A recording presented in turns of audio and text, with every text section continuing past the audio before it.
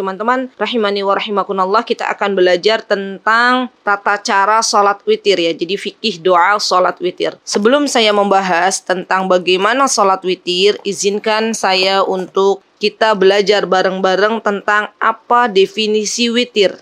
Jadi witir itu teman-teman adalah ganjil, lawan dari genap. Jadi kalau genap ya itu adalah syaf, kalau witir itu ganjil. Rasulullah SAW pernah mengatakan di dalam sebuah hadis beliau, kata beliau, innallaha witrun yuhibbul witr.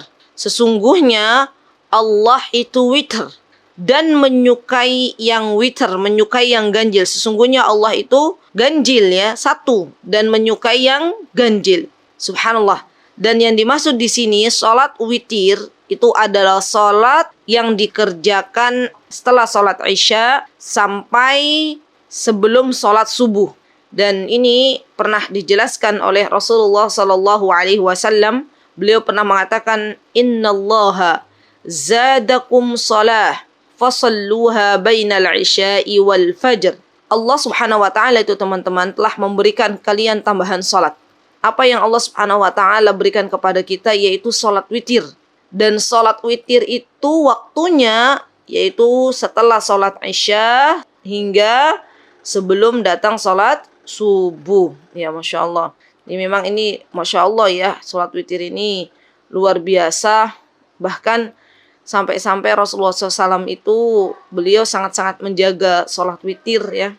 Allahu Akbar, mudah-mudahan kita semuanya yang mengaku diri kita mencintai Nabi kita Muhammad SAW, mudah-mudahan kita dikuatkan, diberikan keistiqomahan oleh Allah Subhanahu wa taala untuk bisa sholat witir ya. Karena ini adalah taufik dari Allah Subhanahu wa taala.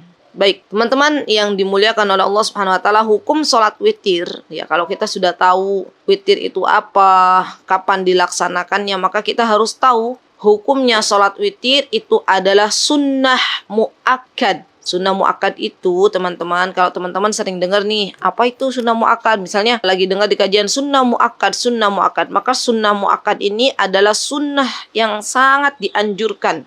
Jadi sunnah yang sangat dianjurkan itu namanya sunnah muakkad. Bahkan bagi sebagian orang ya, ada pendapatnya Syekhul Islam Ibnu Taimiyah. Beliau mengatakan bahwasanya bagi orang yang terbiasa sholat tahajud, jadi subhanallah, ini orang-orang pilihannya Allah Subhanahu wa taala yang Allah berikan taufik untuk senantiasa sholat malam, ya bangun malam sholat tahajud, maka sholat witir ini merupakan sebuah keharusan ya. Beliau Ibnu Taimiyah, Syekhul Islam Ibnu Taimiyah memegang pendapat ini berdasarkan apa yang disabdakan oleh Rasulullah SAW ketika Rasulullah SAW mengatakan ij'alu akhir salatikum billaili witran.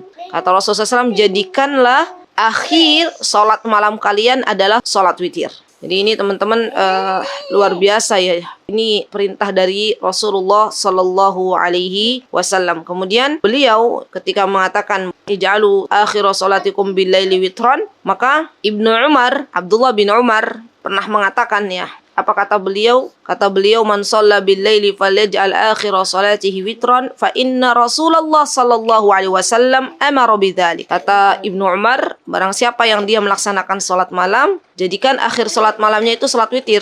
Karena Rasulullah SAW memerintahkan hal itu. Dan kata Ibnu Umar nih, fa idza kana al-fajru faqad dhahabat kullu salatil laili wal witr fa inna Rasulullah SAW qala utiru qabla al-fajr. Kata Ibnu Umar, kalau misalnya fajar itu tiba, fajar itu berarti salat subuh ya teman-teman. Seluruh salat malam dan salat witir berakhir. Karena Rasulullah SAW memerintahkan kita untuk salat witir itu sebelum fajar datang, sebelum salat subuh masuk ya. Jadi memang waktunya itu antara setelah sholat Isya sampai sebelum sholat subuh. Subhanallah, ya ini luar biasa ketika Rasulullah SAW mengatakan ya, ij'alu akhir sholatikum billaili witran, seakan-akan Rasulullah SAW sangat-sangat menyukai yang namanya sholat witir. Masya Allah. Nah, ini dalil-dalil yang mengatakan bahwasanya sholat witir bisa dilakukan ya teman-teman sebelum subuh datang dan setelah sholat Isya.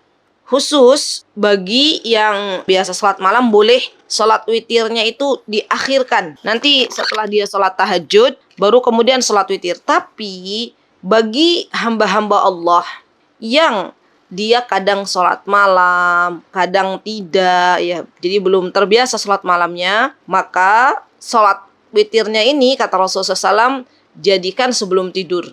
Jadi pada awal malam.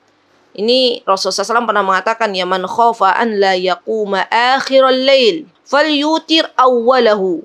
Barang siapa yang khawatir, kalau teman-teman nih, kadang bangun ya misalnya, kadang tidak. Maka kata Rasulullah SAW, barang siapa yang khawatir bangun pada akhir malam, kadang bangun, kadang tidak, falyutir awwalahu. Maka hendaklah dia melakukan sholat witir pada awal malam sebelum tidur. Wa man tami'a an yaquma akhirahu falyutir akhiral lail. Dan barang siapa yang bersikeras untuk bangun pada akhir malam, maksudnya sudah terbiasa. Kalau malam itu bangun, Masya Allah ya. Kalau orang tuh sudah terbiasa qiyamul lail, sholat tahajud itu sudah Allah bangunkan tuh.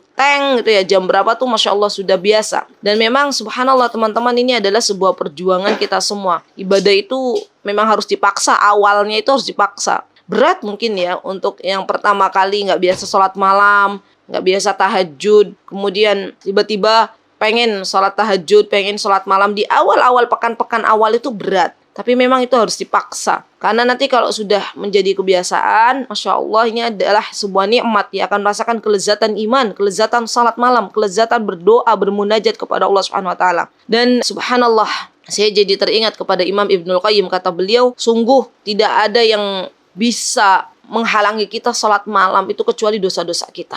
Ya, maka minta kepada Allah, teman-teman, agar Allah Subhanahu Wa Taala mengampuni semua dosa kita dan Allah bangunkan kita untuk sholat malam. Masya Allah. Baik. Kemudian kata Rasulullah SAW, ketika beliau mengatakan barang siapa yang dia senantiasa bangun malam, maka sholatlah witir di akhir malam. Jadi diakhirkan. Wa inna sholata akhiril laili masyhudah. Karena sholat di akhir malam itu, maksudnya sholat witir, sholat tahajud di akhir malam itu disaksikan, masyhudah itu disaksikan oleh para malaikat. Wa dzalika afdal. Dan hal itu lebih utama, Masya Allah. Ya, jadi orang-orang yang terbiasa sholat malam, sholat witirnya itu diakhirkan. Masya Allah ya. Nah, berapa jumlah sholat witir ini? Ini juga perlu kita ketahui ya teman-teman ya. Biar kita tuh tahu berapa sih sebenarnya jumlah sholat witir. Nah, jumlah sholat witir ini paling sedikit satu. Paling sedikit satu. Berdasarkan apa yang disebutkan oleh Rasulullah SAW, kata beliau, al-witr rak'atun min akhiril lail. Sholat witir itu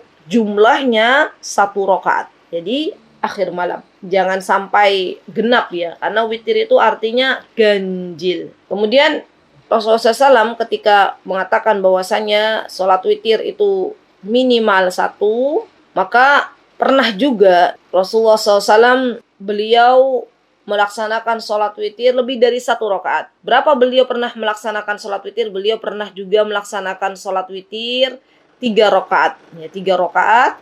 Jadi dijelaskan di dalam hadis Nabi kita Muhammad SAW ketika beliau mengatakan karena Rasulullah SAW yutiru bisalas. Rasulullah SAW itu biasa berwitir 3 rakaat. Ya, 3 rakaat. La yaq'udu illa fi akhirihin. 3 rakaat sekaligus. Ya, jadi nggak ada jeda tahiyat awal. Lanjut kalau ada jeda tahiyat awal di rakaat kedua kan kayak sholat maghrib ya. Ini langsung. Jadi rakaat pertama, rakaat kedua, rakaat ketiga. Baru kemudian duduk tahiyatnya di akhir. Sebelum salam itu baru tasyahudnya di akhir. Nah, ini adalah cara yang kedua ya teman-teman. Kemudian cara yang ketiga itu boleh melaksanakan sholat witir dengan 5 rakaat. Ya, dengan 5 rakaat dan itu juga sama ya, sekaligus langsung dari rakaat pertama, rakaat kedua, rakaat ketiga sampai nanti tasyahudnya pada rakaat kelima. Ini berdasarkan apa yang telah dijelaskan oleh Rasulullah SAW. Beliau ketika itu mengatakan ya kan Rasulullah sallallahu alaihi wasallam yusalli min al-lail 13 rakaat yutir min dalika bi khams. Jadi dulu Rasulullah SAW itu biasa melaksanakan sholat malam itu sebanyak 13 rakaat. Kemudian beliau berwitir dari sholat malam tersebut 5 rakaat. Teman-teman, ini perbedaan pendapat ya. Ada juga dalam riwayat lain Rasulullah SAW witir sebanyak 3 rakaat dengan melaksanakan sholat malam 11 rakaat. Ini juga ada. Ya, saya akan jelaskan tentang bagaimana macam-macam Rasulullah Shallallahu Alaihi Wasallam melaksanakan sholat witir, sehingga nanti ketika teman-teman tahu bahwasanya oh iya ternyata ada yang 1, ada yang 3, ada yang 5, itu semuanya berdalil, itu semuanya ada dalilnya. Jadi bukan aneh gitu ya, witirnya 5 rakaat, witirnya 7 rakaat, memang di sini ada. Bahkan Rasulullah SAW di dalam hadis lain Rasulullah SAW itu witirnya berapa coba? 7 rakaat ya. Jadi Ummu Salamah, subhanallah, ini yang meriwayatkan salat witir ini, Masya Allah, para perempuan ya, Masya Allah. Apa yang Ummu Salamah katakan? Karena Rasulullah SAW yutiru bisab'in wa bi khamsin la yufsalu bainahumna bisalamin wala kalam. Jadi Rasulullah SAW itu melaksanakan salat witir sebanyak 7 rakaat ya, dan 5 rakaat tanpa memisah di antara keduanya dengan salam. Artinya beliau lanjut gitu ya. 7 rakaat itu langsungan. Bahkan dalam hadis lain juga Rasulullah SAW pernah salat witir itu 9 rakaat ya, 9 rakaat. Dan ini dijelaskan oleh ibunda kita, Ibunda Aisyah radhiyallahu anha. Jadi subhanallah ya teman-teman, ini banyak riwayat semakin kita tahu bahwasanya Rasulullah SAW itu melakukan sholat witir sampai akhirnya 9 rakaat, maka semakin kita ingin melaksanakan sholat witir dengan berbagai macam cara yang telah dijelaskan oleh Rasulullah Sallallahu Alaihi Wasallam. Ya, jadi sampai 9 rakaat saja teman-teman. 1, 3, 5, 7, 9. Ya, Masya Allah. Nah, setelah kita tahu berapa rakaatnya sholat witir, ya, maka kita akan belajar lagi bacaan-bacaan apa yang dibaca ketika sholat witir. Nah, ini juga penting nih ya. Jadi kan ada sholat witir tuh. Nah, sholat witir ini apa bacaan-bacaannya? Ya, sholat witir ini bacaan di rakaat pertama itu seperti biasa ya teman-teman ya. Takbiratul ihram, doa iftitah, kemudian al-fatihah, dan rakaat pertama itu baca surah Al-A'la. Jadi Rasulullah SAW ketika beliau salat witir, maka beliau yaqra fi raqatil ula bisabbihisma rabbikal a'la. Al-A'la itu adalah bacaan surah Sabbihisma rabbikal a'la di juz 30. Kemudian yang kedua, surah Al-Kafirun. Al-Kafirun itu teman-teman adalah Qul ya ayyuhal kafirun. Ini juga ada di juz 30. Dan yang ketiga, bacaan Al-Ikhlas. Al-Ikhlas itu Qul huwallahu ahad, ada di juz 30. Ya, Masya Allah ya.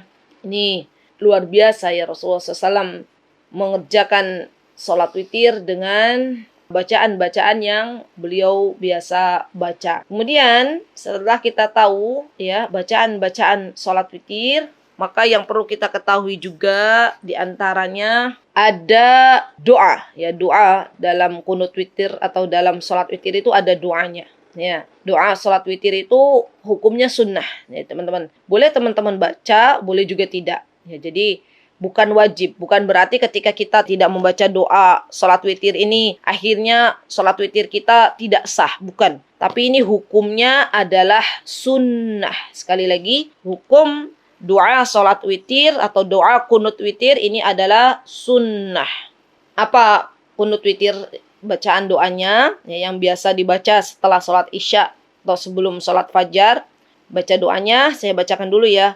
Allahumma hdini fi man hadait, wa'afini fi man afait, وتولني فيما توليت وبارك لي فيما أعطيت وقني شر ما قضيت وإنك تقضي ولا يقضى عليك إنه لا يذل من واليت wala ya'izzu man 'adait.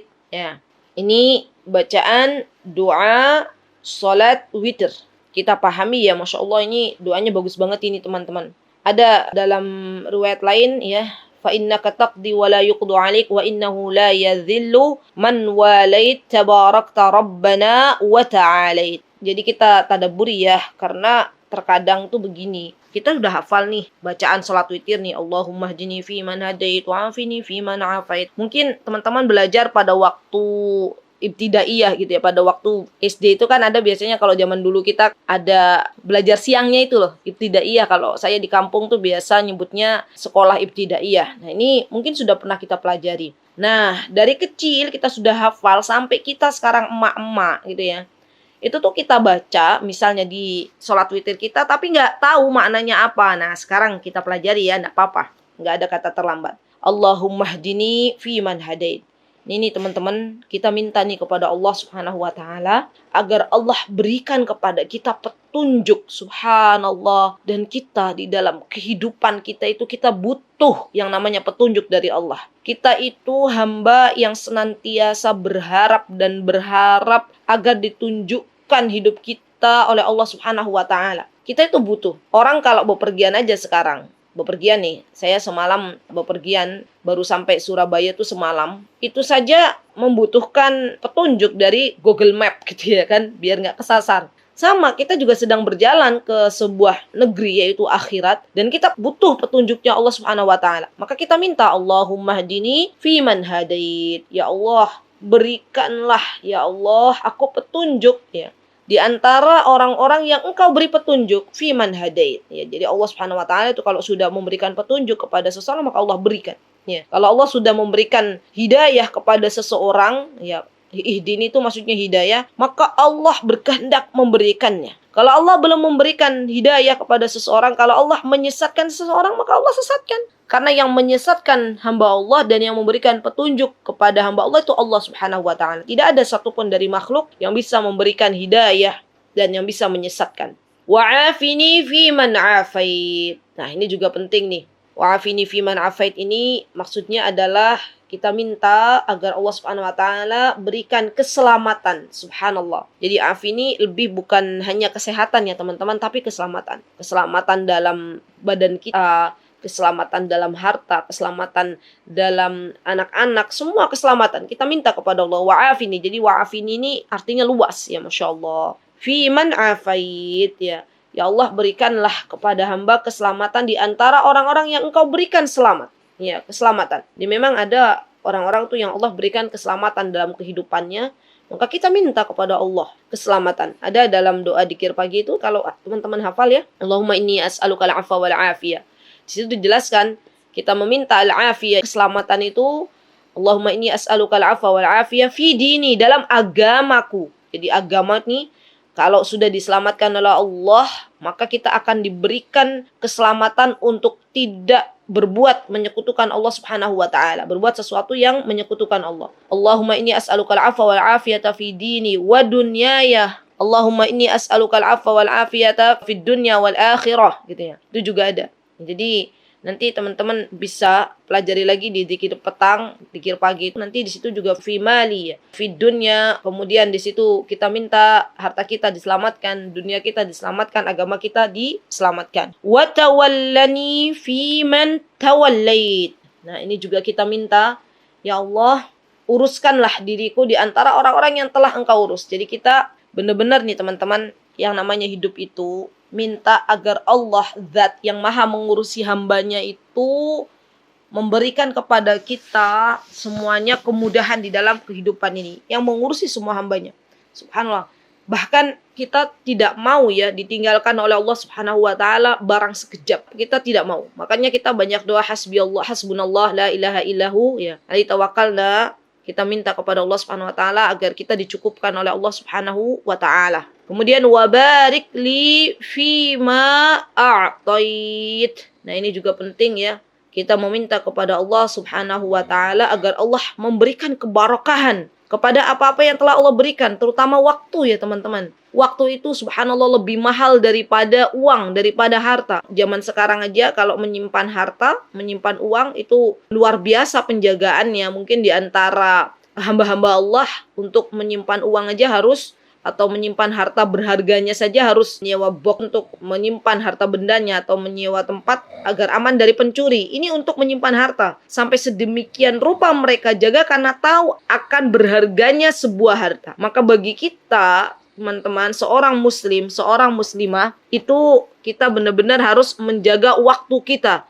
Karena memang waktu itu lebih baik daripada harta. Kalau harta hilang bisa dicari, kalau waktu hilang nggak bisa dicari. Maka kita minta nih kepada Allah. Wa barik li fima atait, ya Allah berikanlah kebarokahan terhadap apa yang telah Engkau berikan. Waktu, anak-anak, rumah, semua pemberian dari Allah Subhanahu wa taala, ilmu ya. Allah berikan kebarokahan. Masalahnya kalau sesuatu itu sudah diberikan kebarokahan oleh Allah, artinya barokah itu apa sih? Artinya barokah itu bertambah kebaikan, bertambah kebaikan. Harta nih, kalau Allah sudah berikan kebarokahan kepada hambanya yang salih, maka harta ini tidaklah ia belanjakan kecuali untuk sesuatu yang Allah ridhai. Ya, ilmu nih, kalau Allah sudah berikan kebarokan kepada hambanya, maka ilmu ini akan ia sampaikan kepada orang lain. Ilmu ini akan bermanfaat baik untuk dirinya maupun orang lain. Penting banget yang namanya minta barokah. Rumah kalau sudah diberikan keberkahan oleh Allah Subhanahu wa taala, maka rumahnya itu menjadi rumah yang bisa bermanfaat untuk orang lain, bukan hanya untuk sendiri. Masya Allah, tabarakallah. Kendaraan kalau sudah diberikan keberkahan kendaraan itu oleh Allah Subhanahu wa taala, maka Allah jadikan kendaraan itu juga bermanfaat untuk umat. Anak-anak termasuk demikian. Subhanallah teman-teman, benar-benar kita minta kepada Allah anak-anak yang salih dan salihah agar Allah berikan keberkahan agar ia bermanfaat untuk umat. Ya, Masya Allah.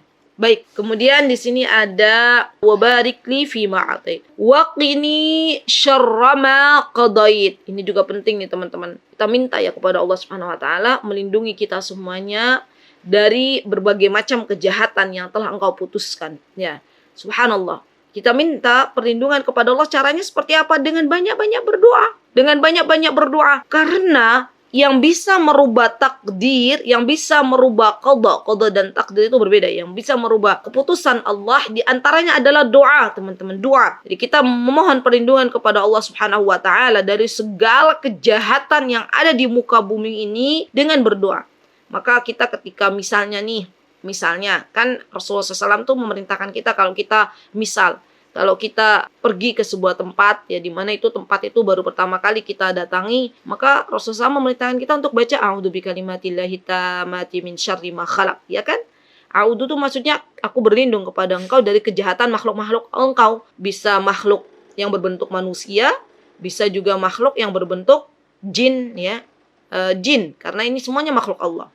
Maka kita berlindung dari kejahatan yang telah Allah Subhanahu wa taala putuskan. Fa innaka taqdi wa la yuqda 'alaik. Karena sesungguhnya Allah Subhanahu wa taala yang telah memberikan keputusan. Innaka taqdi itu adalah Allah Subhanahu wa taala yang telah memberikan keputusan dan wala yuqda 'alaik, dan tidak diputuskan, dan Allah Subhanahu wa taala zat yang maha memberikan keputusan, bukan yang diberi keputusan. Jadi kita tidak bisa memberikan keputusan. Kita tidak bisa, teman-teman, berkehendak kalau Allah tidak berkehendak. Maka apa yang kita lakukan di dunia ini semuanya dengan kehendak Allah. Semuanya dengan keputusan Allah. Ini nanti kembali ke bab qada dan qadar ya. Innahu la yadhillu man walait. Ini juga perlu kita pahami bahwasanya innahu la yadhil. Bahwasanya Allah Subhanahu wa taala itu sesungguhnya tidak akan hina orang yang Allah Subhanahu wa taala berikan kasih sayangnya. Innahu la yadhillu man walait. Jadi Allah tidak akan menghinakan bagi siapapun dari hamba Allah yang Allah cintai, yang Allah sayangi. Maka sekarang nih tugas kita semuanya adalah mencari ridhonya Allah. Tugas kita semuanya adalah mencari perhatiannya Allah, mencari kasih sayangnya Allah. Karena Allah tuh kalau sudah sayang ke kita, Allah tuh baik banget ya teman-teman. Kalau sudah sayang ke kita itu Allah nggak akan menghinakan kita baik di dunia maupun di akhirat. Karena Allah Subhanahu wa taala menjelaskan sendiri, tabarakta rabbana wa ta'alait. Karena sesungguhnya Allah Subhanahu wa taala adalah zat yang maha tinggi. Allah Subhanahu wa taala adalah zat yang tidak menghinakan seseorang. Tabarakta rabbana wa ta'ala. Karena Engkau wahai Rabbku adalah zat yang maha tinggi. Jadi bagaimana Allah akan menghinakan, karena Allah sendiri saja adalah zat yang maha agung, zat yang maha tinggi. Nah, subhanallah ya teman-teman, ini dari kita membaca doa Allahumma hdini fiman hadait, berarti berapa nih? Ada berapa permintaan? Kita minta hidayah, ya kan? Kita minta keselamatan. Kita minta Allah berikan penjagaan kepada kita, ya kan? Keempat, kita minta Allah berikan keberkahan ya dalam hidup kita. Yang kelima, kita minta agar Allah melindungi kita dari berbagai macam kejahatan, ya kan? Kemudian yang keenam, kita minta agar Allah tidak menghinakan. Masya Allah, nih ada 6 permintaan nih. Ketika teman-teman baca Allahumma hdini fiman hadait, ini ada 6 permintaan yang teman-teman inginkan dari Allah Subhanahu wa Ta'ala. Ya, Masya Allah. Taib. Kemudian di sini ada doa juga. Ini doanya juga bagus ya, Masya Allah teman-teman. Ya, doanya apa? Allahumma inni a'udzubika biridhaka min sakhatik. Jadi kita minta kepada Allah Subhanahu wa Ta'ala, Allahumma ya Allah, inni a'udzubika, kita minta agar kita berlindung kepada Allah Subhanahu wa Ta'ala ya, terhadap apa-apa yang tidak diridhai oleh Allah Subhanahu wa Ta'ala, terhadap apa-apa yang membuat Allah murka. Ya, di antaranya nih teman-teman, yang membuat Allah murka itu diantaranya ya adalah ketika kita menyekutukan Allah Subhanahu wa Ta'ala. Itu Allah akan murka. Ya, jadi ketika kita menyekutukan Allah, Allah tidak suka. Kita lanjut ya. Allahumma inni a'udzubika biridhaka min sakhatik. Kita minta kepada Allah, berlindung kepada Allah dengan ridhamu dari murkamu. Oh iya, saya tadi sedang cerita ya. Jadi kalau misalnya mau pasir, ya mereka mau dapatnya banyak, itu saya dengar sendiri dari penduduk sana itu mereka menyembelih, tapi menyembelih hewannya itu bukan untuk Allah, bukan, tapi untuk bangsa jin. Ya, nah itu sering banget mereka lakukan. Maka tidak heran ya ketika Allah itu murka. Bagaimana Allah tidak murka? Allah yang selama ini memberikan mereka pasir, Allah yang selama ini memberikan kepada mereka rizki, Allah yang selama ini memberikan kepada mereka anak-anak. Tapi mintanya tuh bukan kepada Allah, mintanya kepada jin. Padahal jin tidak akan bisa memberikan manfaat apapun kecuali jika Allah berkehendak. Maka hati-hati ya teman-teman. Ini dalam bab berbuat syirik, menyekutukan Allah itu hati-hati sekali. Kenapa? Karena kalau Allah sudah murka, itu Allah maha berkehendak. La haula wala quwata illa billah, ya hasbunallah wa ni'mal wakil. Taib. Kemudian di sini wa bi mu'afatika min uqubatik. Setelah kita berlindung kepada Allah dari murkanya Allah, kemudian kita berlindung kepada Allah, aku berlindung kepadamu wahai Rabbku dengan ampunanmu dari hukuman siksamu. Subhanallah, karena memang teman-teman namanya azab Allah itu uqub, ya, namanya azab Allah itu luar biasa. Ya, luar biasa. Baik itu di dunia maupun di akhirat. Kalau Allah sudah mengadab hambanya, maka tidak ada satupun yang bisa mengelak dari adabnya Allah. Kalau Allah sudah memberikan uqub, memberikan adab kepada seseorang ya di dunia, dan termasuk nih dosa-dosa yang akan Allah cepatkan adabnya, ya uqubnya, uqubatik, hukumannya diantaranya adalah dosa dalam uququl walidain, dosa dalam durhaka kepada kedua orang tua. Ya, ini juga akan Allah segerakan ya di dunia. Kemudian di sini wa'udzubika min, kita memohon perlindungan itu semuanya kepada Allah. Kemudian kita mengatakan kepada Allah Subhanahu wa Ta'ala, la uhsi tsana'an 'alaik. Tidak ada yang menghitung pujian atas, maksudnya semua pujian itu kita berikan kepada Allah Subhanahu wa Ta'ala, dan tidak ada yang bisa menghitung pujian yang kita puji-pujian kepada Allah Subhanahu wa Ta'ala ya. Anta kama athnaita ala nafsik, ya, sebagaimana Allah Subhanahu wa Ta'ala telah memuji dirinya sendiri di dalam Al-Qur'anul Karim, maka segala pujian kita serahkan kepada Allah Subhanahu wa Ta'ala. Taib. Allahumma iyyaka na'bud wa laka nusalli wa nasjud wa ilaika nas'a wa nahfid. Ini juga termasuk di antara doa salatul witir. Jadi kita mengatakan bahwasanya ya Allah, wa iyyaka na'bud. Kita mengatakan bahwasanya kepadamu lah kita menyembah Allah Subhanahu wa Ta'ala, nusalli wa nasjud wa ilaika nas'a wa nahfid. Dan kita meminta kepada Allah Subhanahu wa Ta'ala bahwasanya kita salat itu dengan memohon kepada Allah Subhanahu wa Ta'ala. Nusalli, salat kita hanya ditunjukkan untuk Allah Subhanahu wa Ta'ala. Wa nasjud ini juga kita memohon bahwasanya sujud kita ini hanya kepada Allah Subhanahu wa Ta'ala. Wa ilaika nas'a wa nahfid. Ya, ini termasuk dari doa-doa yang kita berikan. Ini adalah doa-doa yang dibaca ketika teman-teman salat witir. Baik.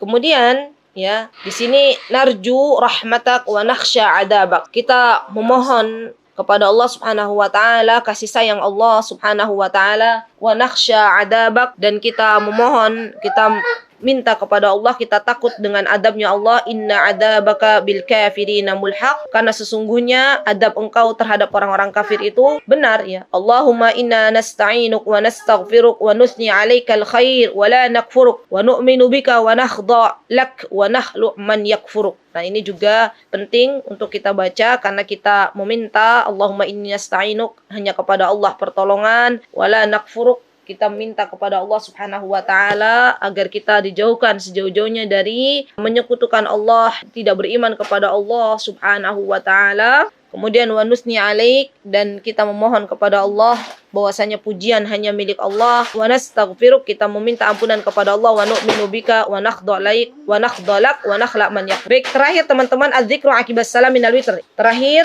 bahwasanya zikir setelah kita selesai salat witir. Ya, selesai salat witir ada zikirnya, boleh dibaca Subhanal Malikil Quddus 3 kali ya. Subhanal Malikil Quddus.